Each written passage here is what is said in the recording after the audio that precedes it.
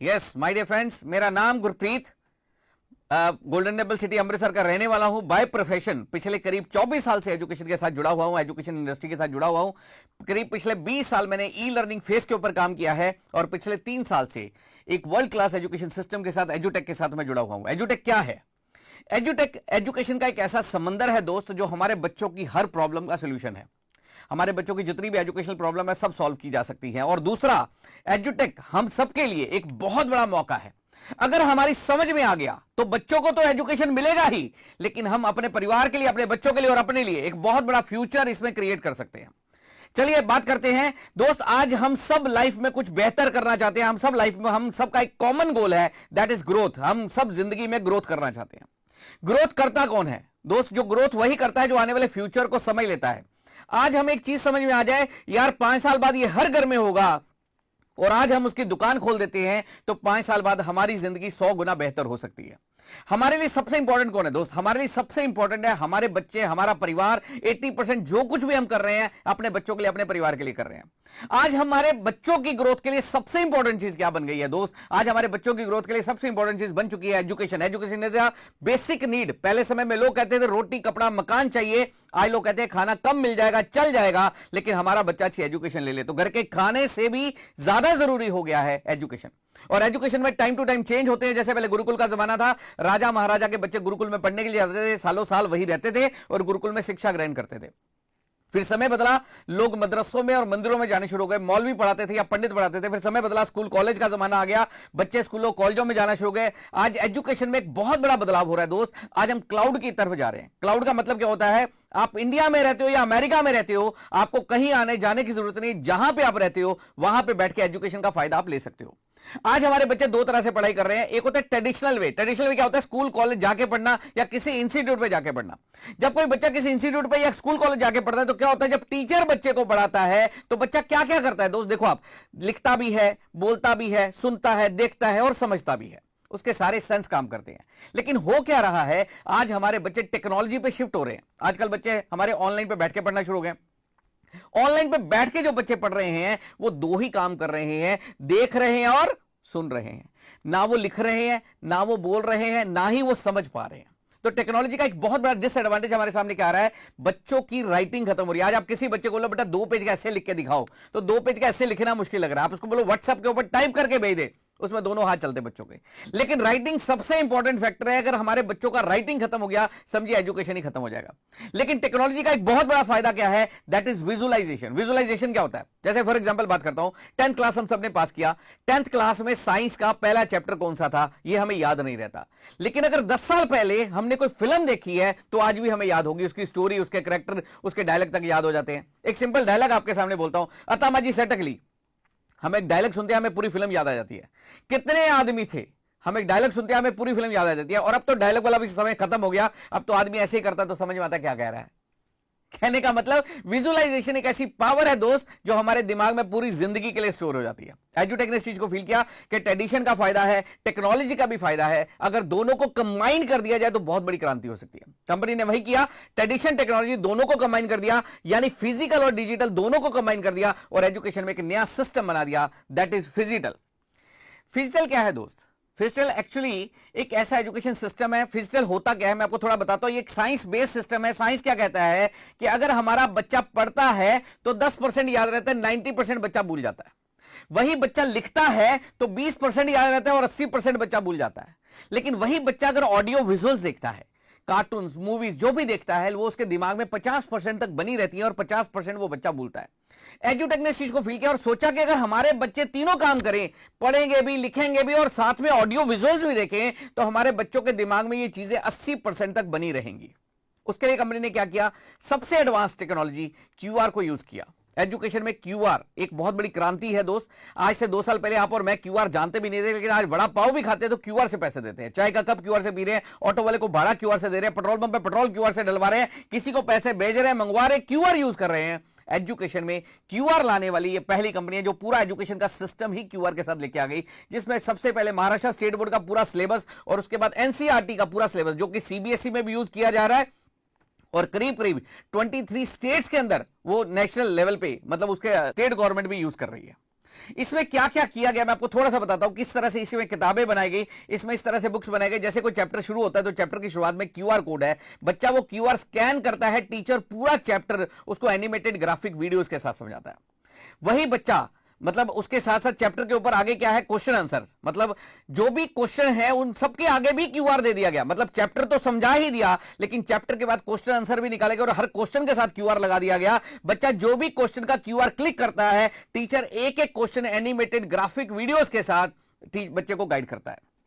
और ये बुक्स को वर्कबुक की तरह बनाया गया कि बच्चा समझेगा भी और लिखेगा भी, क्योंकि समझेगा तो 2 दिन बाद भूल जाएगा, लेकिन समझने के बाद लिख लिया तो पूरा साल उसको याद रहेगा। तो इस तरह से पूरा ये सिस्टम क्यूआर के साथ बनाया गया। और जब चैप्टर खत्म होता है तो लास्ट में फिर एक क्यूआर है जो कि बच्चे का टेस्ट लेने के लिए, जैसे क्लासरूम में हमारा टेस्ट होता था, 100 में से 70 मार्क्स आए, टीचर कांग्रेचुलेट करता था, लेकिन किसी टीचर ने नहीं बताया 30 कहां पे कट हुए। लेकिन इस क्यूआर का फायदा क्या है, इसमें एक डिजिटल मेंटर बच्चे को वॉच करता है। जैसे मान लीजिए बच्चे ने क्यूआर स्कैन किया, 30 सवाल खुल गए, 30 में से 20 सवाल सही कर दिए, 10 गलत कर दिए, तो लिखा हुआ रिमार्क आ जाता है, this is wrong, this is right, if you want to see the video click here. बच्चा क्लिक करता है, वापस उसको वीडियो पे लेके जाता है, जो बच्चे को पूरा सवाल दोबारा समझाता है ताकि बच्चे को समझ आए मैंने गलती कहां पे की है।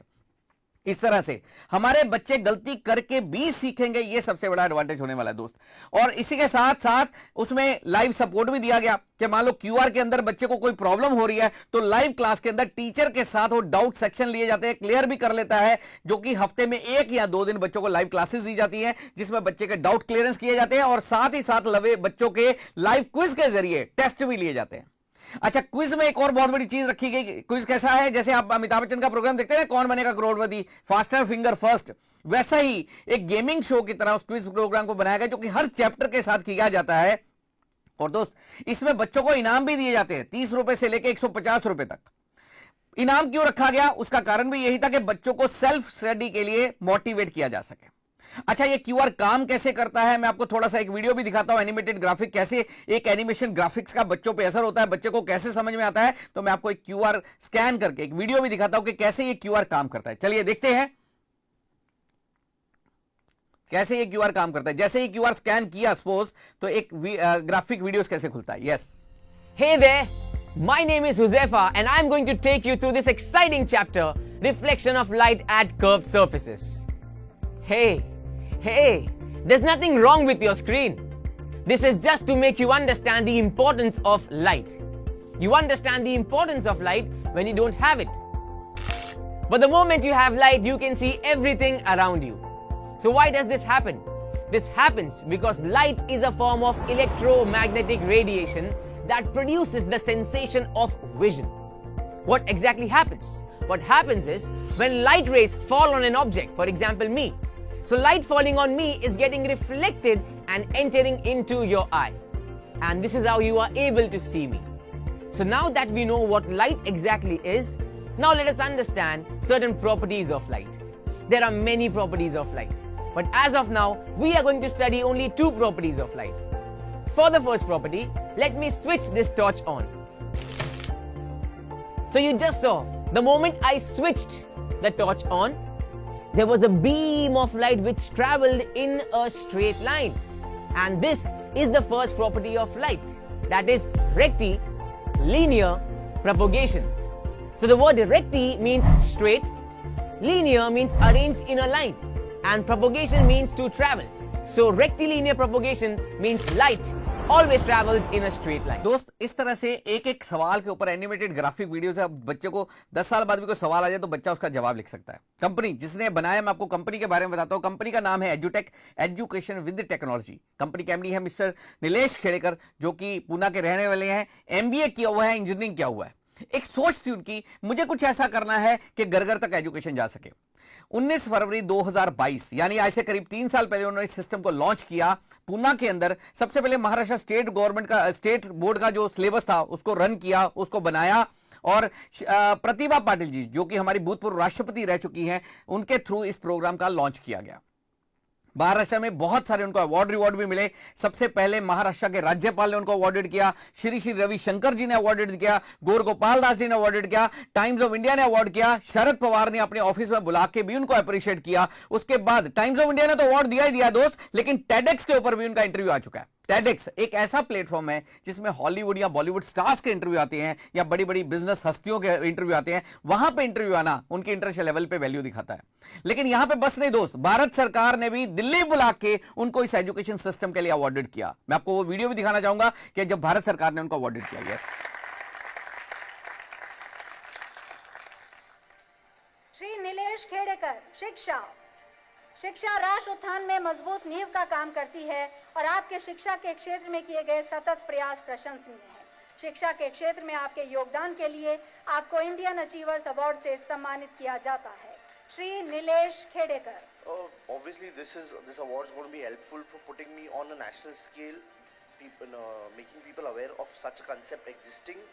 And when I see the awardee lists and the presenters and all of these people, I feel that even if they come to know and they just mention a word about it, this is going to help our education ecosystem a lot, and it will surely help my brand reach heights. दोस्त, government अगर award दे रही है तो उसका level हम अंदाजा लगा सकते हैं, लेकिन बात करते हैं इसका बच्चों को कैसे फायदा होने वाला है। चलिए वो भी देखते हैं। आज हमारे बच्चे दो तरह से पढ़ाई कर रहे हैं दोस्त। स्कूल में तो जा ही रहे हैं, लेकिन कोचिंग भी एक इंपॉर्टेंट पार्ट बन गया है। हमारे टाइम पे क्या होता था, 30-40% लेने वाला बच्चा किसी टीचर के घर ट्यूशन पढ़ने जाया करता था। लेकिन आज हालात ये बन गए हैं कि जिस बच्चे के 80% मार्क्स है, 90% मार्क्स है, इवन 99% मार्क्स है, वो भी बच्चे कोचिंग के लिए जा रहे हैं। अच्छा, हमारे टाइम पे टीचर के घर क्यों भेजा जाता था? उसका कारण था कि क्लास में 40 बच्चे बैठे हैं जी, हमारे बच्चे को समझ नहीं आ रहा, चलो टीचर के घर भेज देते हैं, वहां पे टीचर पर्सनल अटेंशन से पढ़ाएगा और हमारे बच्चे को समझ आ जाएगा। लेकिन आज हालात क्या है दोस्त, क्लास में 40 बच्चों का बैच है, लेकिन कोचिंग में 80 बच्चों का बैच बन चुका है। अगर हमारे बच्चे को 40 में समझ नहीं आ रहा तो 80 में भी आने वाला नहीं है। आज हो क्या रहा है, हमारे बच्चे दो तरह से पढ़ाई कर रहे हैं। देखो, एक होता है ऑफलाइन, दूसरा हो गया ऑनलाइन। मतलब आज बच्चे ऑफलाइन पढ़ रही हैं, लेकिन ऑनलाइन भी बहुत सारे प्लेटफॉर्म आ गए हैं, बाइजू, वेदांतु, आकाश, हजारों प्लेटफॉर्म है। और तीसरा हमारे सामने एक क्यूआर बेस्ड सिस्टम आ गया, जो कि हमारे बच्चे को क्यूआर के साथ पढ़ा रहा है। देखिए, अब तीनों में फर्क क्या है मैं आपको वो भी बताता हूं। आज हम अपने बच्चे को कोचिंग में पढ़ने के लिए भेजते हैं, 2 से 3 घंटे वो कोचिंग वाला पढ़ा रहा है, लेकिन 80 से 100 बच्चों के बैच को पढ़ा रहा है। प्रॉब्लम यही है कि समझ वहां पे नहीं आ रहा और वहां पे भी नहीं आ रहा। ऑनलाइन वाला टीचर भी 2-3 घंटे पढ़ा रहा है, लेकिन एजुटेक में फायदा क्या है, 24 घंटे 7 दिन हमारे पास बच्चे के पास टीचर है क्यूआर के रूप में। बच्चा रात को 2 बजे भी क्यूआर स्कैन करेगा, टीचर 2 बजे रात को समझाएगा। सुबह 5 बजे क्यूआर स्कैन करेगा, सुबह 5 बजे टीचर समझाएगा। तो बच्चे के पास 24 घंटे अब टीचर है, लेकिन उसके साथ साथ लाइव सपोर्ट भी है। अगर बच्चे को क्यूआर में कोई प्रॉब्लम आ रहा है तो लाइव क्लास के अंदर टीचर के साथ डिस्कस भी कर सकता है और अपनी प्रॉब्लम को भी सॉल्व कर सकता है। दूसरा, हमारे बच्चों को फायदा क्या होना चाहता है, होने वाला है दोस्त, आज हमारे बच्चों में एक डर, एक हेजिटेशन भी रहता है। डर, हेजिटेशन कैसे है? क्लास में 40 बच्चे बैठे हैं, हमारे बच्चे को समझ नहीं आ रहा, बच्चा कभी हैंड रेज नहीं करता, टीचर मुझे समझ नहीं आया दोबारा समझाओ, कभी नहीं बोलता। मान लीजिए बोल भी दे तो टीचर 1 या 2 बार रिपीट कर देगा, तीसरी बार टीचर भी कहता है बेटा छोड़ दे, तेरे बस की बात नहीं है। ऑनलाइन वाला भी 1-2 बार रिपीट कर देगा, लेकिन एजुटेक में फायदा क्या है, 1000 बार उस बच्चे को समझना है तो भी प्रॉब्लम नहीं, क्योंकि 1000 बार क्यूआर स्कैन करेगा, 1000 बार टीचर उसको समझाएगा। जो स्लो लर्नर बच्चे हैं, जो कमजोर बच्चे हैं, उनके लिए बहुत बड़ा वरदान हो गया, क्योंकि जब तक समझ नहीं आ रहा वो बच्चा बार बार रिपीट करके समझ सकता है। इवन ये टीचर हम जैसे पेरेंट्स के लिए भी हो गया। मान लीजिए मेरे बच्चे को समझ नहीं आ रहा, मैं खुद समझ के भी अपने बच्चे की हेल्प कर सकता हूं। ये सबसे बड़ा एडवांटेज होगा। तीसरा फायदा, बच्चे को टाइम, मनी, एनर्जी सेव हो जाएगी। दोस्त, आज हमारे बच्चों को कहीं कोचिंग में भेजते हैं, आधा घंटा जाने में, आधा घंटा आने में, मदर छोड़ने जा रही है, फादर लेने जा रहा है। अब बॉम्बे जैसे शहरों में तो ऐसा होता है कि मदर छोड़ने जाती है और वहीं बैठी रहती है, जब तक बच्चे का कोचिंग खत्म नहीं होता उसको ला नहीं सकती।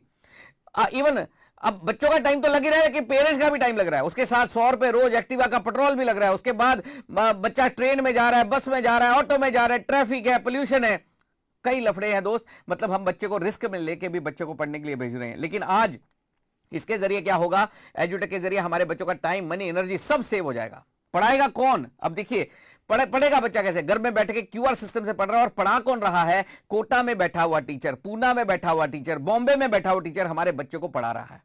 अच्छा, सबसे बड़ी चीज, वहां पे फीस कितना लिया जाएगा? नॉर्मल कोचिंग का फीस क्या है दोस्त? नॉर्मल आप कहीं पे भी आज अपने बच्चे को पढ़ने के लिए भेजते हैं तो 1000 रुपया महीना एक सब्जेक्ट की फीस कोई भी टीचर ले लेता है। 2 सब्जेक्ट पढ़ने हो तो 2000 रुपया महीना लग जाता है। मतलब 25,000 से लेके 50,000 तक हम नॉर्मल साल भर की कोचिंग एक बच्चे की दे रहे हैं। अच्छा, ऑनलाइन की बात करो तो वो 25-50,000 से शुरू होता है और 1.5 लाख रुपए तक कोचिंग है। आप किसी की बात कर लो, बाइजू है, वेदांतु है, आकाश है, उनकी बात करो तो 1.5 लाख रुपए तक कोचिंग के पैकेज बन चुके हैं। मैं बात करता हूं एजुटेक की दोस्त, अब इसमें तो दोनों से ज्यादा फायदा है। 24 घंटे हमारे बच्चे के पास टीचर है, 1000 बार भी बच्चा समझे तो कोई प्रॉब्लम नहीं है। आपके ख्याल से इसमें फीस कितना होना चाहिए? क्या ख्याल है, फीस कितना होना चाहिए? ज्यादा होना चाहिए? क्योंकि अगर दोनों से बेहतर है तो दोनों से ज्यादा हो जाना चाहिए, सही है। लेकिन कंपनी की सोच क्या थी? हमें फीस ऐसा रखना है कि साइकिल पे जाने वाला भी दे सके, और क्वालिटी ऐसा रखना है कि मर्सिडीज वाला भी हमारे पास आना चाहिए उस क्वालिटी के लिए। तो बड़ा एक रीजनेबल सा फीस रखा गया जो कि हर परिवार के लिए अफोर्डेबल है। जैसे कि पहली से 8वीं तक का जो बच्चा है उसका पूरे साल का फीस है 7,999 यानी अप्रोक्सीमेटली 8,000 रुपए का। लेकिन जो 9वीं और 10वीं का इंग्लिश मीडियम का बच्चा है उसका पूरे साल का फीस है करीब करीब 15,000 रुपए यानी 14,999 रुपए पूरे साल भर का, जिसमें क्यूआर वाली किताबें घर पे आएंगी। बच्चा 10 बार सीखे, 100 बार सीखे, 1000 बार सीखे, उसको कोई प्रॉब्लम नहीं है। प्लस लाइव सपोर्ट भी साथ में रहेगा। लेकिन मैं आपको बताना चाहूंगा, ये तो हो गया इंग्लिश मीडियम बच्चों के लिए, लेकिन हिंदी वाले जो बच्चे हैं वो और भी बहुत फायदा ले सकते हैं, क्योंकि हिंदी मीडियम बच्चों के लिए 8वीं से 10वीं तक इसका पैकेज बनाया गया है। जो हिंदी और मराठी मीडियम के बच्चे हैं वो 7,999 रुपए में पूरे साल का कोचिंग ले सकते हैं। दोस्त, ये क्यों ऐसा किया गया कि 8वीं, 9वीं, 10वीं तीनों का जो पैकेज बनाया उसका 7,999 रुपए क्यों प्राइस रखा गया? क्योंकि फील ये था कि जो बच्चा मराठी माध्यम में पढ़ रहा है, जो बच्चा हिंदी मीडियम में पढ़ रहा है, हो सकता है वो फाइनेंशियली वीक हो, वो फाइनेंशियली वीक होने की वजह से हिंदी में या मराठी में पढ़ रहा हो, तो कंपनी ने सोचा क्यों ना उसका फीस भी आधा रखा जाए। अच्छा, अभी देखिए क्या क्या है हमारे पास इस फीस के अंदर, मैं आपको वो भी दिखाता हूं। सबसे पहले बनाया गया सप्लीमेंट्री पैकेज। सप्लीमेंट्री पैकेज का मतलब क्या होता है दोस्त? पहली से 5वीं तक किसी स्कूल का सिलेबस सेम नहीं है, हर स्कूल का सिलेबस अलग अलग है।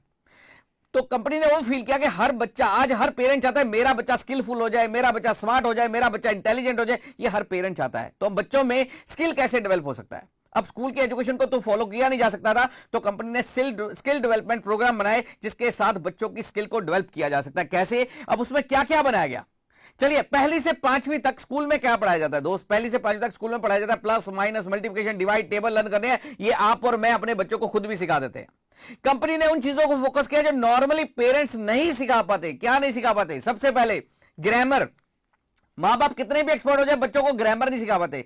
ग्रामर में बच्चा स्ट्रांग हो गया तो लैंग्वेज में उसकी पकड़ बन जाएगी, सारी जिंदगी प्रॉब्लम नहीं आएगा। उसके बाद जनरल नॉलेज। दोस्त, जीके की तैयारी पता है हम कब करते हैं? जब कंपटीशन एग्जाम में जाते हैं। कंपनी की सोच क्या थी? इसका बीज बचपन से डाल देना चाहिए। कंप्यूटर बेसिक्स, आप और मैं कंप्यूटर एक्सपर्ट हैं, फिर भी अपने बच्चों को बेसिक्स नहीं सिखा पाते। कंपनी ने बेसिक्स पे फोकस किया। अगर बेसिक स्ट्रांग हो गए तो प्रोफेशनल लेवल ऑटोमेटिकली इजी हो जाएगा। अच्छा, बेसिक्स भी नॉर्मल नहीं है दोस्त। यहां पे 4थी क्लास में हम सिखा रहे हैं पावर पॉइंट प्रेजेंटेशन कैसे बनाना है। 5वीं में हम सिखा रहे हैं विंडो मूवी मेकर कैसे यूज करना है। तो आप सोचिए 4थी और 5वीं में बच्चे के अंदर वो स्किल डाला जा रहा है जो शायद मुझे लगता है 10वीं के बच्चों में भी नहीं होता। उसके बाद आर्ट ऑफ ड्राइंग। नॉर्मली हमने घरों में देखा है बच्चे को जब ड्राइंग का काम दिया जाता है तो या तो उसके मां बाप करते हैं या भाई बहन करते हैं, ना बच्चा करता है ना सीखता है। कंपनी ने उसके लिए भी क्यूआर सिस्टम बना दिया, बच्चा स्कैन करता है, टीचर बनाना सिखा रहा है। Pixel dust, art and craft, school से बच्चों को प्रोजेक्ट मिलते हैं। दिवाली है, दिया बना के लाओ। क्रिसमस है, क्रिसमस ट्री बना के लाओ। आप और मैं अपने बच्चों को बाहर से खरीद के दे देते हैं, बेटा जाके स्कूल में जमा करवा दे, तेरे नंबर लग जाएंगे। ना बच्चा बनाता है ना बनाना सीखता है। कंपनी ने उसके लिए भी क्यूआर सिस्टम बना दिया, बच्चा स्कैन करता है, टीचर उसको बनाना सिखा रहा है। कर्सिव राइटिंग, नॉर्मली पेरेंट्स बच्चे को कर्सिव लिखना नहीं सिखा पाते दोस्त। यहां पे कर्सिव ट्रेनिंग बुक बनाए गए जिसके साथ बच्चा कर्सिव लिखना भी सीखेगा। ये सारा पैकेज बनाया गया है। ये स्टैंडर्ड वाइज है, जैसे पहली कक्षा का बच्चा तो बिल्कुल लाइट है, सेकंड में थोड़ा एडवांस है, थर्ड में और एडवांस है, 4 में और एडवांस, और 5th में आते आते बच्चा इन चीजों में इतना शार्प हो जाएगा कि 10वीं का बच्चा भी अगर आप उसके सामने बिठा देंगे तो 10वीं के बच्चे को भी किसी कंपटीशन में बीट कर सकता है। बेशक वो कंप्यूटर का कंपटीशन हो, बेशक वो जनरल नॉलेज का हो या ग्रामर का हो, किसी भी कंपटीशन में बच्चा बीट कर सकता है। मतलब बच्चे के अंदर वो स्किल डेवलप हो जाएगा। और इसका फीस रखा गया 7,999 7,999 रुपए। जब आप पे करते हैं तो आपके घर ये पूरा पैकेज बाय कोरियर आपके घर पे भेज दिया जाता है। दोस्त, आज हम 2 कप चाय भी अगर रोज मार्केट में पिए ना तो साल भर में 10,000 की चाय पी लेते हैं। यहां पे करीब करीब 8,000 रुपए में बच्चे के अंदर एक ऐसा स्किल डेवलप हो रहा है जो बच्चे की मतलब एक लाइफ में, जो उसकी पूरी लाइफ काम आने वाला है दोस्त। दूसरा, अच्छा ये तो हो गया 5th तक। अब 6 से 10th तक क्या किया गया? जो एनसीईआरटी के बच्चे हैं, जो सीबीएसई के बच्चे हैं या एनसीईआरटी की पढ़ाई कर रहे हैं, एनसीईआरटी की बुक से पढ़ रहे हैं दोस्त, उनके लिए पूरा मैथ और साइंस पे फोकस कर लिया गया। पूरा मैथ और साइंस इस तरह से क्यूआर बेस्ड बना करके दे दिया गया ताकि बच्चे को कहीं कोचिंग पे जाने की जरूरत नहीं है। दोस्त, 2 तरह के सब्जेक्ट होते हैं। होता है लर्नेबल सब्जेक्ट। लर्नेबल सब्जेक्ट कौन से होते हैं? जैसे सोशल स्टडी है तो याद करना पड़ेगा, हिंदी है, याद करना पड़ेगा। लेकिन मैथ और साइंस दो ऐसे टेक्निकल सब्जेक्ट हैं जो हमेशा हमें अपने बच्चे को कोचिंग में भेजना ही पड़ेगा, क्योंकि उसको समझाना ही पड़ेगा।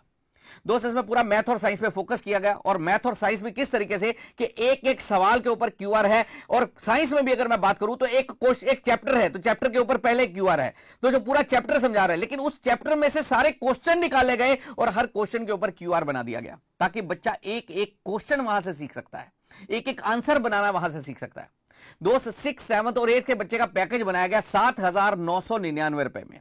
अच्छा, बच्चों को ये पैकेज तो दिया ही जा रहा है मैथ और साइंस का, लेकिन इसके साथ साथ एक डिजिटल एक हेल्प दिया जा रहा है, जिसमें बच्चे को वैदिक मैथमेटिक्स भी बच्चों को दिया जा रहा है साथ में डिजिटल प्लेटफॉर्म के जरिए, ताकि बच्चे की मैथमेटिकल जो कैलकुलेशन है उसमें उसके दिमाग और तेजी से चल सके। तो 7,999 रुपए में ये पूरा पैकेज हमारे घर पे आ जाता है, और फ्री ऑफ कॉस्ट हमारे बच्चे को डिजिटल वैदिक मैथमेटिक्स का एक ट्रेनिंग कोर्स भी मिल जाता है, जो कि बच्चा जब चाहे जहां चाहे यूज भी कर सकता है। तो 8,000 रुपए को अगर मैं कैलकुलेट करके देखूं तो दोस्त अप्रोक्सीमेटली 350 रुपया महीना एक सब्जेक्ट की फीस बन जाती है। मतलब अप्रोक्सीमेटली ये 7,000 रुपए के करीब बना, 700 रुपए के करीब बना महीने का फीस, और 350 रुपए एक सब्जेक्ट की फीस हो गई। और 350 रुपए में मुझे लगता है पूरी दुनिया का कोई टीचर हमारे बच्चों को नहीं पढ़ा सकता। अच्छा, 9th और 10th की अगर मैं बात करूं तो 9th और 10th में बच्चों की जो फीस रखी गई है वो रखी गई है 15,000 रुपए। लेकिन उसमें आप एक चीज फील करिए, आज आप अपने घर पे कोई टीचर बुला दीजिए फिजिक्स, केमिस्ट्री, बायोलॉजी और मैथ पढ़ाने के लिए। सबसे बड़ी प्रॉब्लम दोस्त आज पता क्या है, एक टीचर 4 सब्जेक्ट नहीं पढ़ा सकता। फिजिक्स का टीचर अलग है, केमिस्ट्री का टीचर अलग है, बायो का टीचर अलग है और मैथ का टीचर अलग है। अच्छा, आप 4 टीचर बुला लेते हो और हर टीचर करीब करीब 3 से 4 हजार रुपया महीने का लेता है। मतलब 15-16 हजार रुपया हम महीने की फीस दे देते हैं, लेकिन फिर भी टीचर सिर्फ 45 मिनट 50 मिनट हमारे बच्चे को पढ़ाता है। लेकिन यहां पे क्या किया गया, 15,000 में एक ऐसा पैकेज बना दिया गया जिसमें बच्चे के पास 24 घंटे टीचर है क्यूआर के रूप में, और बच्चा 10 बार सीखे, 100 बार सीखे, 1000 बार सीखे, उसका फायदा हो सकता है। लेकिन उसके साथ साथ बच्चे को कुछ ऐसी चीजें दी गई जो कि बच्चे के लाइफ टाइम काम आने वाली चीजें हैं, जैसे Node.js है, पाइथन है, जावा स्क्रिप्ट है, और भी बहुत सारे कंप्यूटर कोर्सेज ऐसे उसको लाइव सपोर्ट के जरिए या लाइव कोचिंग के जरिए दिए जाने लगे। यानी उसमें बच्चे को लाइव डिजिटल प्लेटफॉर्म, डिजिटल एक सपोर्ट सिस्टम दे दिया गया, जिसके साथ बच्चा ये सब चीजें भी घर पे बैठ के सीख सकता है। ये विद इन 15,000 रुपीज या 15,000 के अंदर अंदर बच्चे का ये सारा कोर्स उसके घर पे आ जाता है। दोस्त, मतलब महीने की फीस में ऑलमोस्ट बच्चे की साल भर की एजुकेशन का प्रोसेस हो रहा है। दोस्त, यहां पे बस नहीं, ये तो हो गया इंग्लिश मीडियम बच्चों के लिए। अब हिंदी के लिए अगर मैं बात करूं तो इससे भी बहुत बेहतर वे आउट बनाया गया। हिंदी वाले बच्चों के लिए पूरा पैकेज 8वीं 9वीं 10वीं पूरे साल का पैकेज है, करीब करीब 8,000 रुपए में, मतलब 7,999 रुपए में पूरा क्यूआर बेस्ड सिस्टम उनके घर पे आ जाता है। अब आप इसको कैलकुलेट करो, फिजिक्स, केमिस्ट्री, बायोलॉजी और मैथ कितने में हो गया, 8,000 रुपए में। अगर आप इसको कैलकुलेट करोगे तो ये बनता है 700 रुपए महीना। 700 रुपए महीना का मतलब हो गया करीब करीब 150 रुपया एक सब्जेक्ट की फीस हो गई पूरे महीने भर के लिए, 150 रुपया। तो 150 रुपए में कौन सा टीचर हमारे बच्चों को पढ़ा सकता है, ये आप खुद फील कर सकते हो। अच्छा, ऐसा नहीं है कि इसका रेट कम है तो क्वालिटी में कोई कॉम्प्रोमाइज किया गया होगा, नहीं, इसकी क्वालिटी शायद इंग्लिश से भी बहुत बेहतर बनाई गई। मैं आपको एक वीडियो इसका भी दिखाता हूं कि हिंदी में हम अपने बच्चों को कैसे सिखा रहे हैं। चलिए देखते हैं। हेलो बच्चा, तो आज हम कहाँ हैं? एक सुंदर से बगीचे में, और हमारे पास एक सुंदर सा पेड़ भी खड़ा है, और हमारा प्रश्न कुछ इसी से संबंधित है।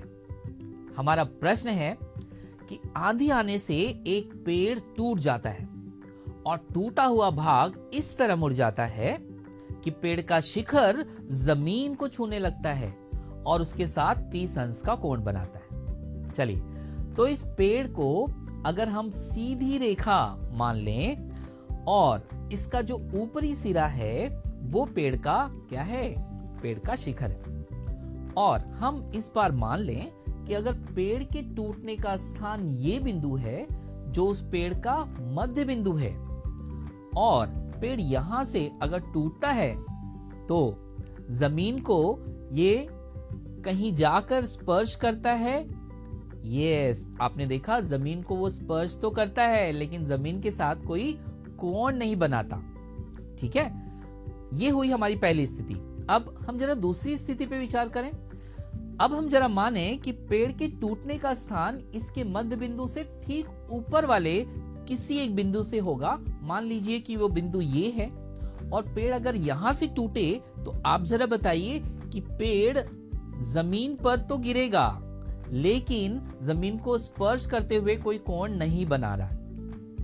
तो इन दोनों परिस्थितियों से ये बात तो तय हुई बच्चा कि पेड़ टूटने का स्थान न उसका मध्य बिंदु होगा, न मध्य बिंदु के ऊपर वाला बिंदु होगा, क्योंकि इन दोनों स्थितियों में वो पेड़ जो है जमीन को स्पर्श करके कोई कोण नहीं बना रहा। ठीक है, और हमें यहाँ प्रश्न में कहा गया है कि वो जमीन को स्पर्श करते हुए 30 अंश का कोण बनाता है। तो चलिए, इसका मतलब ये बात तय हुई कि पेड़ के टूटने का स्थान इस मध्य बिंदु के ठीक नीचे वाले किसी बिंदु से होगा, और ये बिंदु जो है वो पेड़ के टूटने का स्थान होगा, क्योंकि यहां से अगर ये पेड़ टूटता है तो उसकी वो पर्याप्त ऊंचाई होगी जिससे वो जमीन को स्पर्श करे और कोई कोण बनाए। ठीक है, तो चलिए, यहां पर अगर इस बिंदु से पेड़ टूटता है तो देखें जरा क्या होता है। तो आपने प्रश्न में देखा था कि यहाँ जोरदार आंधी और तूफान चल रहा है, जोरदार बिजलियां कड़क रही हैं बच्चा, और ये पेड़ बस अब टूटने ही वाला है।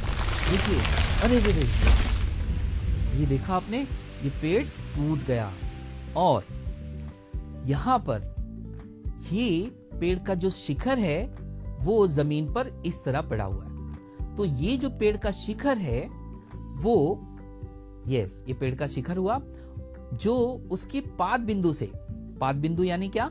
पाद बिंदु यानी उस पेड़ का अंतिम छोर जो जमीन को छू रहा है, वहां से आई हुई सीधी रेखा, यस, इस पाद बिंदु से आई हुई सीधी रेखा जो इस पेड़ के शिखर को मिलती है, वहां पर कितने अंश का कोण बनाती है?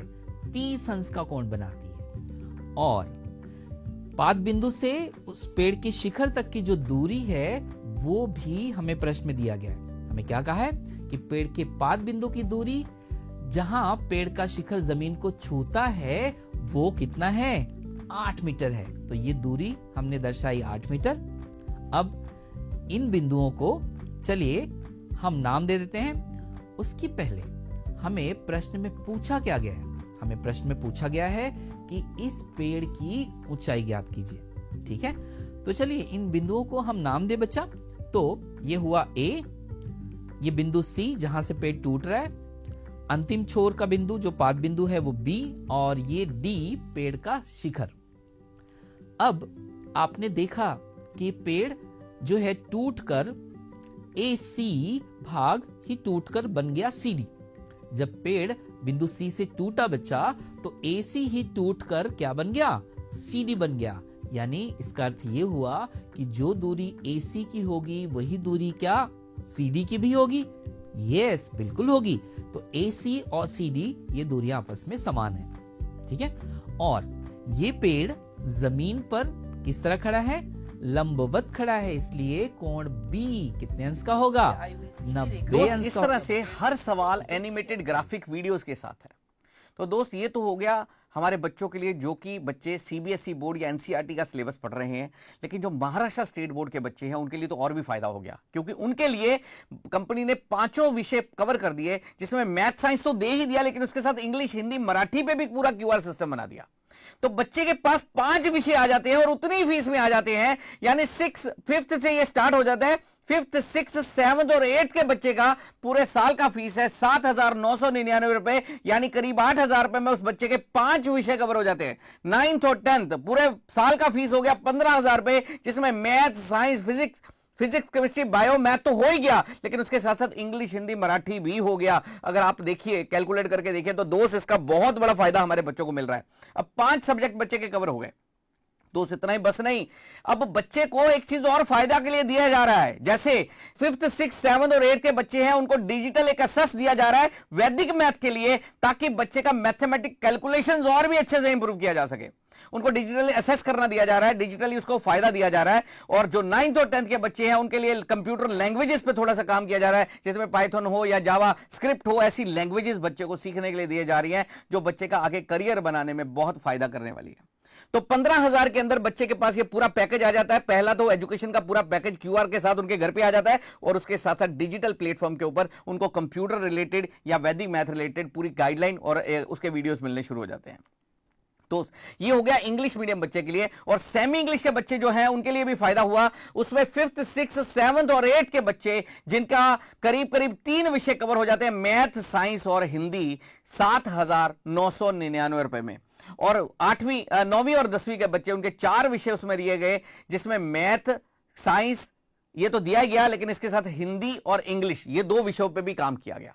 और वही फायदा उन बच्चों को भी दिया गया कि जो बच्चे 8वीं तक के हैं उनके लिए वैदिक मैथ, और जो बच्चे 9th और 10th के हैं उनके लिए कंप्यूटर लैंग्वेजेस, जिसके साथ बच्चे का फायदा हो सके। उनको डिजिटल असेस दिया जाता है इन चीजों के लिए, वैदिक मैथ के लिए और साथ में कंप्यूटर लैंग्वेजेस के लिए। चलिए बहुत बढ़िया, इसके साथ बच्चों का फायदा हो ही रहा है। लेकिन यहां पे बस नहीं, ये तो गया बच्चों के लिए। हमारे और आपके लिए क्या है दोस्त, उसमें हमारे और आपके लिए भी ध्यान रखा गया, क्योंकि हमारे लिए सबसे पहले एक चीज ऐसी बनाई गई जो हर घर की जरूरत है, स्पोकन इंग्लिश। आज हर बच्चा सीखना चाहता है।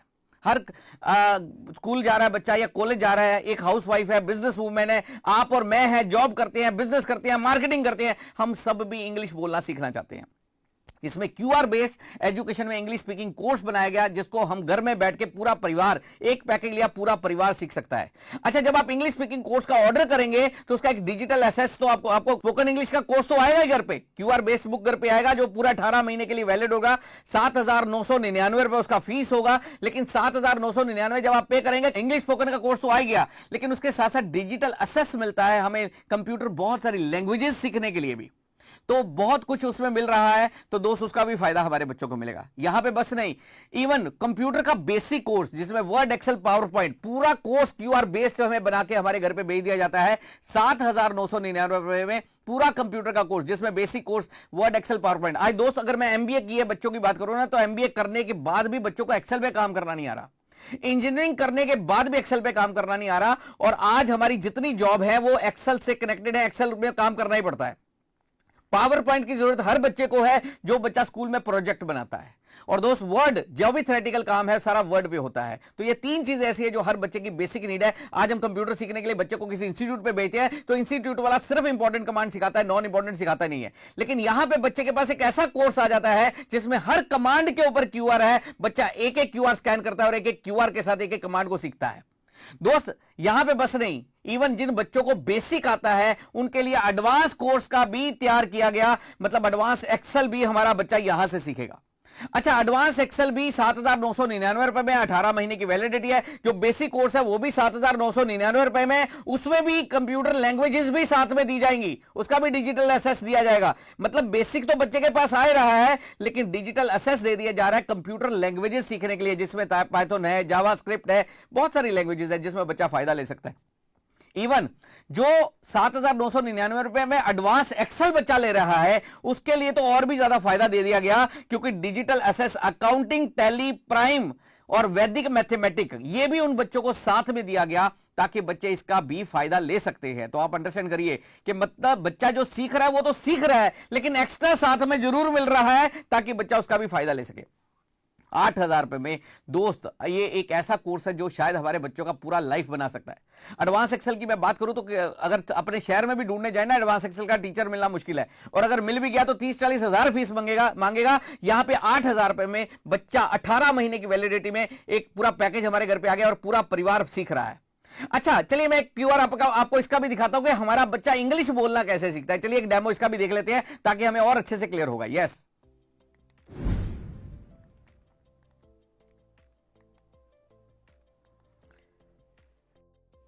हाय, माई सेल्फ हुजैफा, मैं मुंबई में रहता हूँ। आई फ्रॉम मुंबई। किससे बात कर रहे थे? एक्चुअली आज मैं नेहा के साथ एक पार्टी में जा रहा हूँ, तो अपने आप को इंग्लिश में इंट्रोड्यूस करने की प्रैक्टिस कर रहा हूँ। वाह, पार्टी में, वेरी गुड। वहां पे तो आप काफी नए लोगों से मिलोगे, बट मैं सुन रहा था आप बोल रहे थे माई सेल्फ हुजैफा। एक चीज याद रखना, जब भी आप इंट्रोड्यूस करते हो खुद को इंग्लिश में, माई सेल्फ यूज मत करो।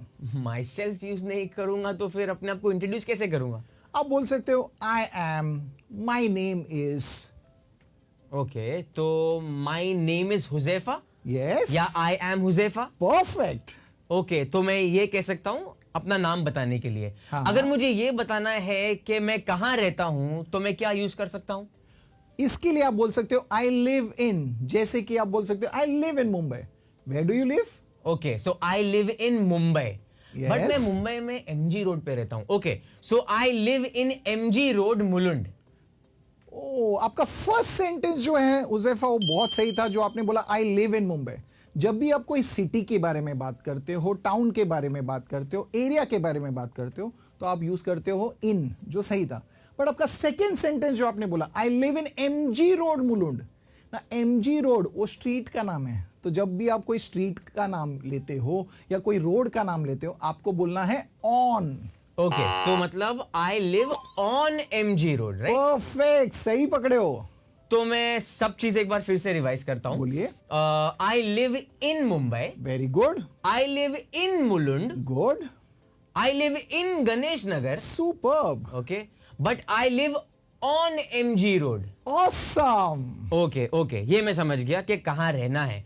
अब अगर मुझे ये बताना है कि मैं क्या काम करता हूं, तब मैं क्या यूज करूं? इसके लिए आप बहुत इजीली बोल सकते हो आई एम अ, या तो बोल सकते हो I work as a. Okay, so I work as a manager. हाँ, कंपनी का नाम कैसे बताओ? ओके, कंपनी का नाम बोलने के लिए एट यूज कीजिए. एट. हाँ, so I work as a manager at A1 limited. Very good, superb, that's correct. Okay, तो अगर मैं आर्टिस्ट होता तो मैं ऐसे बोल सकता आई एम अ आर्टिस्ट. यहां पे एक छोटी सी गलती कर दी उसे. यहां पे आई एम अ आर्टिस्ट नहीं, हमें बोलना होता है आई एम एन आर्टिस्ट. अभी एन क्यों? यहां पे आर्टिस्ट जो वर्ड है वो स्टार्ट होता है ए लेटर से. इंग्लिश में ऐसे 5 लेटर्स हैं जिनको हम वॉवेल्स बोलते हैं. वो है ए ई आई ओ यू. वॉवेल्स कौन से? ए ई आई ओ यू. ये वॉवेल्स हम जब भी यूज करते हैं तो उनके उच्चारण पे ध्यान देना, उनके साउंड पे ध्यान देना है. जैसे कि हम बोलेंगे A for apple, A for apple, A, तो वहां पे बोलना है an apple. O for orange, O, तो वहां पे बोलेंगे an orange. Okay okay okay, मैं समझ रहा हूं. तो जैसे एन आर्टिस्ट आपने बता दिया. Engineer. Okay, Very good. An engineer. Superb. Officer. An officer. Very good, सही पकड़े हो. ओके ओके, ये मैं समझ गया कि वावल का कैसे इस्तेमाल करना है. चलिए, और इसके साथ साथ अब शिक्षा के साथ साथ एक चीज और बहुत इंपॉर्टेंट है, संस्कार. हमारे बच्चों के अंदर संस्कार होना भी बहुत जरूरी हो गया है. आज बच्चों की एजुकेशन तो बढ़ती जा रही है लेकिन संस्कार कम होते जा रहे हैं. दोस्त, श्रीमद् भगवद गीता को भी क्यूआर बेस पे लाया गया. इसको लाने का कारण क्या था, मैं आपको उसका कारण भी बताता हूं. आज हमारे बच्चे मानसिक रूप से कमजोर होते जा रहे हैं. धर्म के हिसाब से नहीं, मैं कर्म के हिसाब से, क्योंकि इसमें कर्म की बात की गई है. अच्छा, आज हमारे बच्चों के हालात क्या है दोस्त? हमारे टाइम पे पता हो क्या होता था? जो टीचर होते थे डंडे से मारते थे. अच्छा, पिताजी जूते से मारते थे, लेकिन बच्चों को फिर भी कोई स्ट्रेस नहीं आता था, कोई टेंशन नहीं आती थी. आज हालात ये बन गए हैं कि बच्चे को एक थप्पड़ लगा दिया जाए तो बच्चा बीमार हो जाता है. हमें डॉक्टर के पास लेके जाना पड़ता है. ये खाना नहीं खा रहा, ये चुप चुप रह रहा है, तो डॉक्टर कहता है जी इसको स्ट्रेस हो गया, इसको डिप्रेशन हो गया है. बच्चे के पेपर आते हैं, बच्चा बीमार पड़ जाता है. तो सोचिए कितना स्ट्रेस और डिप्रेशन में है बच्चा.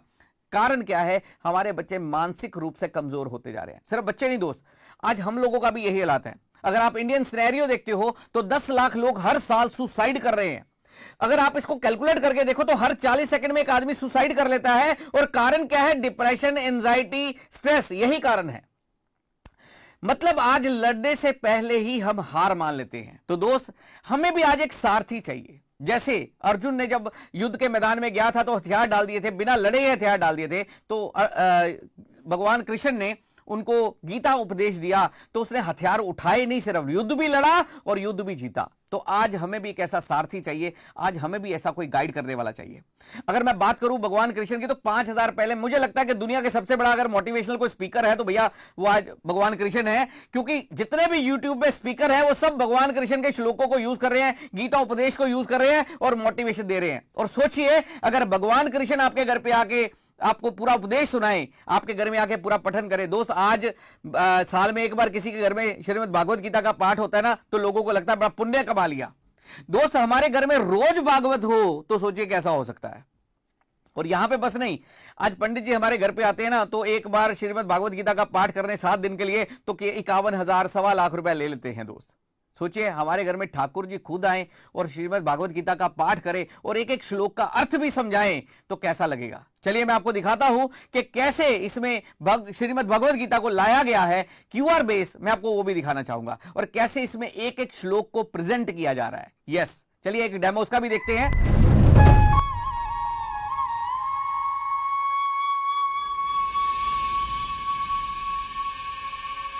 सुख दुःखे समे कृत्वा लाभालाभौ जया जयौ ततो युद्धाय युज्यस्व नैवं पापमवाप्स्यसि।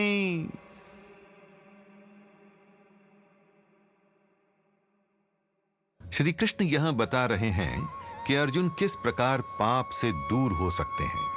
वे कहते हैं कि अर्जुन, चाहे लाभ हो या हानि, चाहे सुख मिले या दुख, चाहे विजय मिले या पराजय, जब तुम इन्हें समान मानकर इनके आकर्षण अथवा इनकी चिंता दोनों से दूर होकर युद्ध करोगे तो तुम पाप से भी मुक्त रहोगे।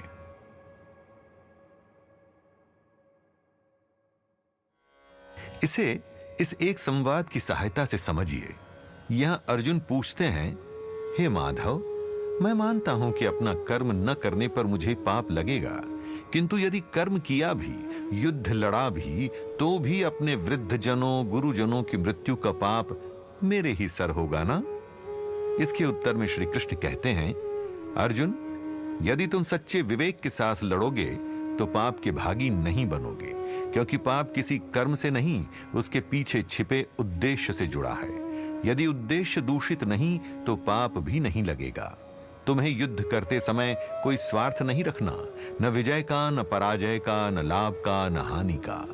तो फिर अर्जुन पूछते हैं कि माधव, यदि विजय और पराजय का भी विचार न हो तो फिर ऐसे में युद्ध करने की प्रेरणा ही क्या है? तब श्री कृष्ण बोले, अर्जुन, यही तो बात है। विजय और पराजय दोनों ही युद्ध के परिणाम हैं, दोनों ही संभव हैं। विजय मिली तो सुख, पराजय मिली तो अत्यंत दुख। किंतु यदि तुम अपने आत्मिक स्वरूप को मानोगे तो समझोगे कि तुम्हारे अनंत काल में एक विजय, एक पराजय, ये कितनी सूक्ष्म घटनाएं हैं। इनसे क्या अंतर पड़ता है? पराजय की पीड़ा अथवा विजय का उल्लास, ये तो सब इंद्रियों का खेल है, ये सांसारिक जगत का खेल है। इस प्रकार से सोचना समभाव कहलाता है। समभाव अर्थात समानता का भाव, समता का भाव, जहां कुछ ऊपर नीचे नहीं, सब कुछ संतुलित है। तो संतुलन में रहकर विजय पराजय से ऊपर उठकर युद्ध करो। ऐसे में तुम केवल कर्म कर रहे हो, न लाभ की लालसा है, न हानि का भय। किसी भी प्रकार के फल की आकांक्षा से रहित ये कर्म निष्काम कर्म योग कहलाता है। इसमें पाप नहीं लगता।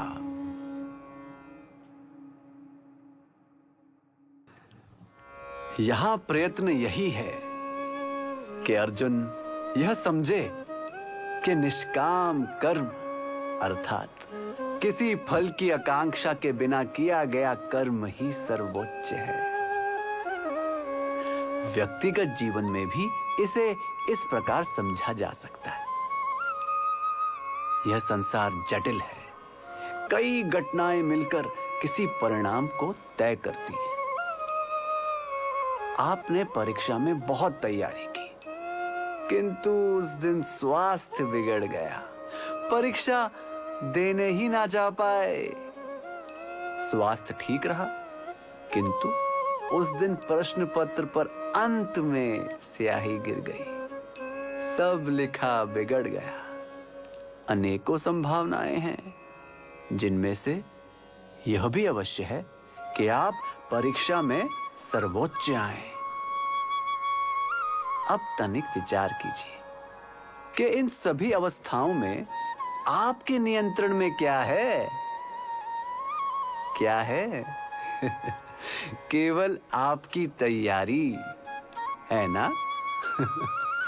यदि स्वास्थ्य का डर सताता रहा तो भी तैयारी पर प्रभाव होगा। यदि ऐसा लगता रहा कि यह परीक्षा तो बहुत ही सरल है, तो कदाचित आप आलस में आ जाएं और ऐसे में कुछ छूट जाए। ऐसी बातों को ध्यान में रखना जिन पर आपका कोई नियंत्रण ही नहीं, यह कितना व्यर्थ है ना। उसी प्रकार कई बार यह भी होता है कि हम किसी कार्य की ओर पहला कदम लेने से पहले ही यह सोचकर हताश हो जाते हैं कि इसमें कुछ गलत ना हो जाए, वो कार्य शुरू ही नहीं कर पाते। किंतु सत्य तो आप भी जानते हैं कि किसी भी रास्ते के सभी गड्ढे आप शुरुआत में ही नहीं जान सकते। एक एक करके कदम लेना होगा, एक एक करके समस्याओं को सुलझाना होगा। इस पूरे वर्णन में दो बातें एकदम साफ हैं। बाहरी परिस्थितियां आपके नियंत्रण में नहीं, केवल और केवल आपका कर्म ही आपके नियंत्रण में है। केवल अपना कर्म कीजिए और लगन से कीजिए।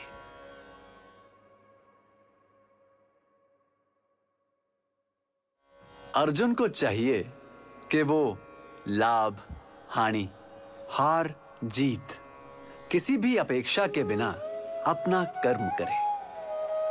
अपेक्षाएं हमें अपना दायित्व निभाने में सहायता तो नहीं करती, परंतु कई बार बाधा अवश्य बन जाती हैं। इसे पारिवारिक या सामाजिक परिवेश में समझिए। किसी परिवारजन को आपकी सहायता की आवश्यकता है और उनकी सहायता करना आपके लिए छोटी सी ही बात है। कितनी सरल परिस्थिति है ये। किंतु यदि मन में अपेक्षाएं हावी हो जाए तो मानसिकता ही बदल जाएगी। उनकी सहायता करने से आपको क्या लाभ होगा भला? अथवा यह कि उन्होंने भी तो एक समय में आपकी सहायता नहीं की थी, तो फिर आप क्यों करें? कितनी संकीर्ण है ये सोच।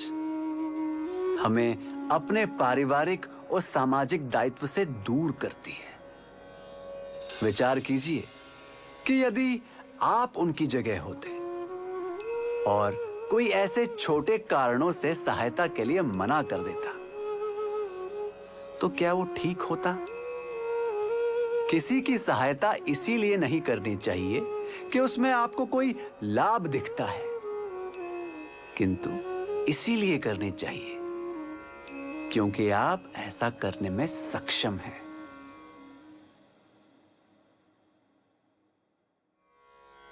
अपेक्षाएं, लाभ, हानि, अच्छे या बुरे की कामनाएं, और यह सब किसी कार्य के शुरू होने से पहले ही अनुभव करना, कितना व्यर्थ है ये। व्यवसायिक जीवन में न जाने कितने कार्य इसी कारण अटक जाते हैं, क्योंकि कहीं ना कहीं कोई ऐसा होता है जो यह सोचकर अपने दायित्व का निर्वाह नहीं करता कि इस कार्य में उन्हें क्या लाभ। इसी प्रकार के लाभ की लालसा ही तो भ्रष्टाचार को भी जन्म देती है। कितना अच्छा हो यदि सब अपना दायित्व पूर्ण रूप से निभाएं, सभी काम कितनी सरलता से हो जाएंगे, है ना? आप इस बात में सहमत अवश्य होंगे, यह मैं अच्छे से जानता हूं। तो फिर इस बात से भी सहमत हो जाइए कि शुरुआत कहीं और से नहीं, आप ही से हो सकती है और आप ही से होनी चाहिए। कोई और आपके नियंत्रण में नहीं, केवल आपका काम आपके नियंत्रण में है। अपना दायित्व पूर्ण रूप से निभाइए। ऐसा करने पर आपको असीम संतोष मिलेगा। भावनात्मक उतार चढ़ाव के दुष्प्रभाव से भी आप दूर होना सीखेंगे। दोस्त, ये सिर्फ एक श्लोक था जो आपने देखा। सोचिए, अगर एक श्लोक ऐसा है तो 700 श्लोक, 18 अध्याय, मतलब शायद एक श्लोक में पूरा जीवन बता दिया। तो सोचो, हर श्लोक में अगर ऐसा हो और हमारे बच्चे रोज का सिर्फ एक श्लोक भी सुने तो हमारे परिवार में क्या चेंज हो सकता है, क्या बदलाव हो सकता है।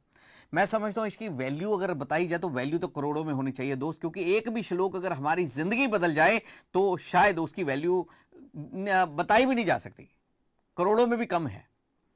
लेकिन जब इसमें काम किया जा रहा है, इतना बड़ा काम किया जा रहा है, तो ऑब्वियस है इसका कोई कॉस्ट है, उसका कुछ कॉस्ट कोई लेना पड़ेगा। तो दोस्त अब अगर मैं बात करूं, मार्केट कंपैरिजन भी करूं, आज भगवत गीता मार्केट में अवेलेबल हैं, बहुत सारी हैं। या मोदी जी ने भी एक भगवत गीता का इनोग्रेट किया गया है मोदी जी के थ्रू, जिसमें 38,750 रुपये उसका प्राइस है। दोस्त एक भगवत गीता ऑलरेडी ऑनलाइन पे मिलता है, उसमें करीब 14-15 हजार रुपये उसका प्राइस है, ऑनलाइन पे मिलता है। उसमें क्या है, ऑडियो है, उसमें श्लोक और उसका अर्थ बताया जाता है, लेकिन इसमें पूरा एनिमेटेड ग्राफिक वीडियोस के साथ पूरा श्लोक समझाया भी जा रहा है और उसका इंप्लीमेंटेशन भी बताया जा रहा है। मतलब ठाकुर जी खुद हमें बताते हैं कि हमारी पर्सनल लाइफ पे, हमारी फैमिली लाइफ पे, हमारी प्रोफेशनल लाइफ पे इसका क्या मतलब है एक एक श्लोक का। तो आप सोचिए क्या होने वाला है। जब इसके प्राइस की बात की गई तो प्राइस इसका भी ऐसा ही रखा गया जो हर परिवार अफोर्ड कर सके। पूरा श्रीमद् भगवद गीता का पूरा ग्रंथ आपके घर में बाय कोरियर आता है, जिसमें श्लोक पढ़ा भी जा सकता है, मतलब संस्कृत में भी है, हिंदी में भी है और उसका इंग्लिश में भी अनुवाद है। लेकिन उसके साथ साथ सामने उसके QR है और जैसे ही आप QR स्कैन करते हो तो ये पूरा श्लोक एक्सप्लेनेशन आपके सामने खुल जाता है। जब इसके प्राइस की बात की तो प्राइस रखा गया 12,999 रुपए, और इसका वैलिडिटी की अगर मैं बात करूं 12,999 जब आप पे करते हैं तो मास्टर क्लासेस भी आपको मिलती हैं, लेकिन इसके साथ साथ इसका वैलिडिटी पीरियड रखा गया 5 साल के लिए। 5 साल तक ये हमारे QR एक्टिव रहेंगे, लेकिन 5 साल बाद हम सिर्फ 500 रुपए और देंगे, दैट इज क्लाउड चार्ज, वो हम पे करेंगे और अगले 5 साल ये हमारा और एक्टिव कर दिया जाएगा। मतलब अगर हम बात करें तो ये हमारा भी मार्गदर्शन करेगा, हमारे बच्चों का भी मार्गदर्शन करेगा और हमारे पूरे बड़े बुजुर्गों के भी काम आएगा। तो दोस्त इस तरह से श्रीमद् भागवत गीता का पूरा ग्रंथ हमारे घर पे आ जाता है। दोस्त ये तो हो गई बात शिक्षा और संस्कार की, लेकिन इसके साथ साथ एक और बहुत जरूरी चीज है, वो है रोजगार। अब रोजगार पे भी काम किया गया। दोस्त ये इस तरह से प्रोजेक्ट लाया गया जिसमें शिक्षा और संस्कार में पूरी डिटेल में काम किया गया। चलिए हम अगले पार्ट में फिर दोबारा मिलते हैं जल्दी ही। तब तक के लिए खुश रहिए, खुशहाल रहिए, मस्त रहिए, स्वस्थ रहिए और अपनी जिंदगी में आगे बढ़ने में व्यस्त रहिए।